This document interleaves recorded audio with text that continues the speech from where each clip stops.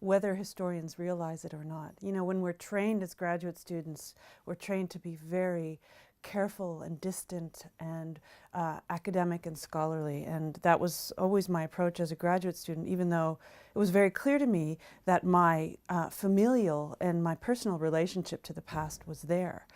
But I'm finding now, and I'm also realizing that more and more historians who work on the Holocaust or who work on post-war Germany, especially when they're working on their second books, as I am, start to be unable to push away the fact that they have a very deep personal relationship, and they actually start to embrace it. And in some ways, I think, why on earth don't we acknowledge this more, that we tend to have very personal relationships to our work, even if it's not a direct or immediate familial relationship, that in some ways historians' work and life are animated by their personal connections to what they're doing. And I actually sometimes find myself almost suspicious of people who have no relationship whatsoever to the topic that they're doing, especially if it has to do with Germany, the Holocaust, and so on. It might be a little different if you are working on medieval history. But I think it's hugely important, and I feel actually that most of my colleagues of my generation who are working now on second books are becoming much more willing to look into their own personal past, some of them even more eager, and finding that they have no choice but to start thinking about their personal pasts. And I also am finding, if I contemplate the difference between my generation and my father's, and my work has a lot to do with generations, that in fact it is mine, the grandchildren's generation, who are willing to actually look at the personal files of their grandparents.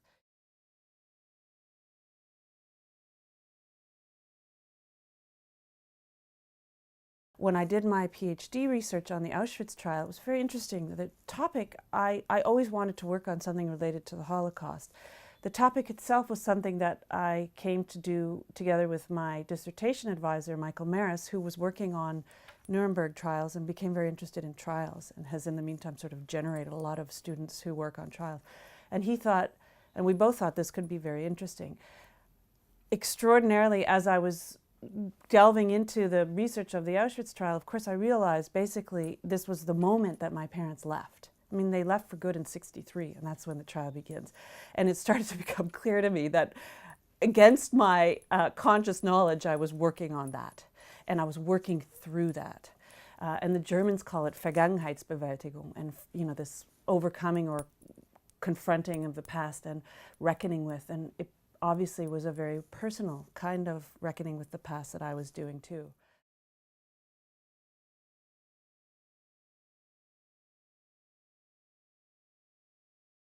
I was so, as everyone was, flabbergasted with Walser's sudden Schlussstrich, discussion. Enough already, let's move on kind of debate.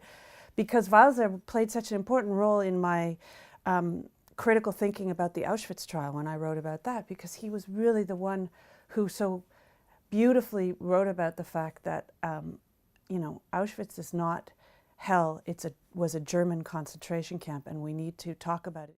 And yet, I feel as I grow into the subject more and more, I understand some of those sentiments, and I understand the anxiety about overkill.